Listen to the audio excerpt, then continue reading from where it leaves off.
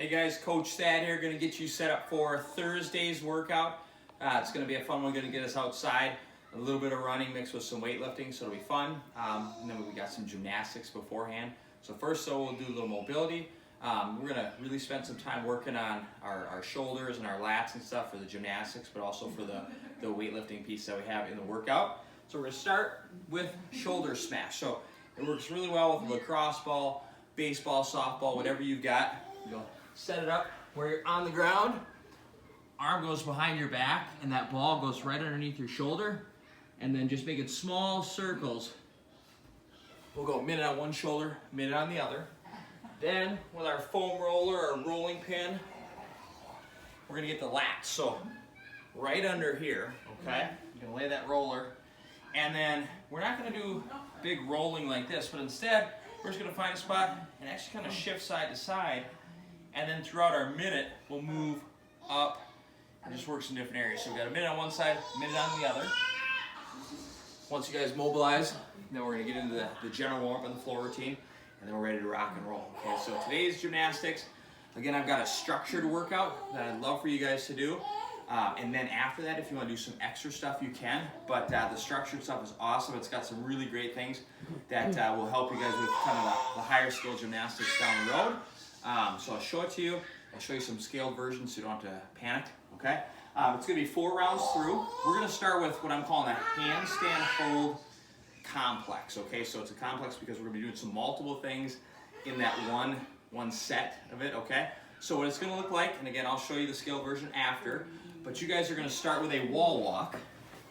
Oh, let me get there first. Okay. So we set up flat on the ground, then we walk ourselves up. Once you're there, 10 shoulder pops. Then after that, a 30-second handstand hold.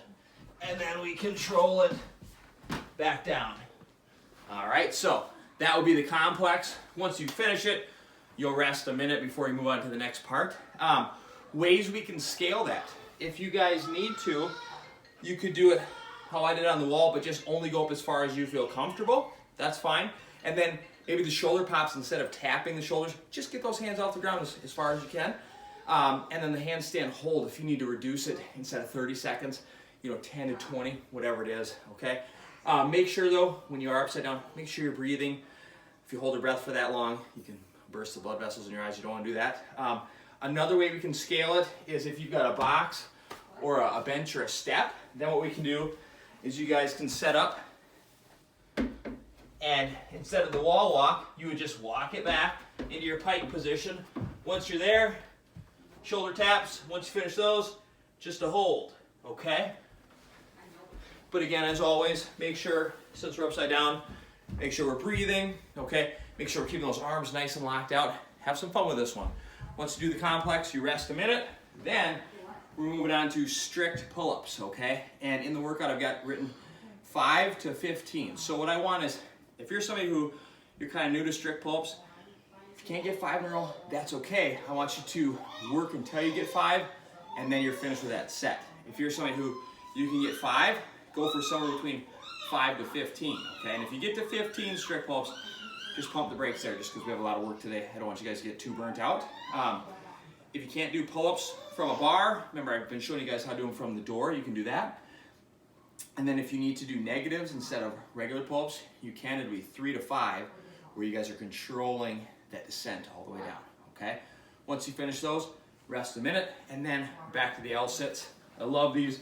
So you guys are gonna accumulate 20 seconds today, all right? So obviously if you do it in one shot, awesome. If you need to do 5 to 10 seconds, take a break, and then pick up where you left off, you can. So the regular way to do it would be right here. We're in that L position. Everything's nice and straight. If we need to scale it, again, we can go here. We're holding. Make sure you're sitting as upright as you can, because if you start to lean back, now that's a lot easier. That's not really doing the exercise its justice, okay? We want to sit up, lean into it, really use those ab muscles.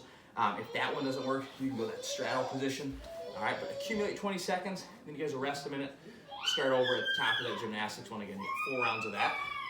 Then the workout of the day is going to be a fun one. We're going to have some overhead squats with the dumbbell, so single arm, and some running. It's going to be 50 of the overhead squats, 40, 30, 20, 10, and then you're gonna run 400 meters after every single round, okay? So overhead squats with that dumbbell, all right?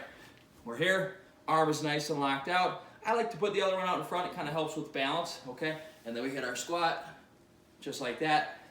When it says 50 or 40, 30, 20, 10, whatever, split those reps evenly between your arms, okay? I don't want you doing all 50 on one side, okay? We all have a good side, we all have a bad side. Let's make sure we're working on both. How you split them up though is totally up to you. Like on the set of 50, if you want to go 25 and then 25, you can. If you want to do a bunch of sets of 5 back and forth to get to 50, it's totally up to you. But don't just use one arm the whole time, okay? And then again, like I said, after each set of overhead squats, you got a 400-meter run, okay? The workout itself should be between 12 to 18 minutes, okay? Again, you don't need to time cap yourself. You're at home, but that's kind of the time domain. So when you're thinking about if we need to scale it, let's do that. And ways we can scale this workout, first let's talk about the overhead squat. If that is pretty tricky for you to keep a good locked out position and to make sure that we're actually getting all the way down into that full squat, okay, because that's the important thing. Scaling it, first we go lighter weight, okay? We go all the way down to no weight too. You just want to have your arm up, keep it straight, boom. Work on that overhead position. Be awesome. I mean, overhead squats are great because they teach really good posture when you squat. You can't do them with poor posture, okay? If the overhead squat is just not gonna work, maybe you got some shoulder issues or whatever, then we go goblet squat. All right, so you hold your weight right here, boom.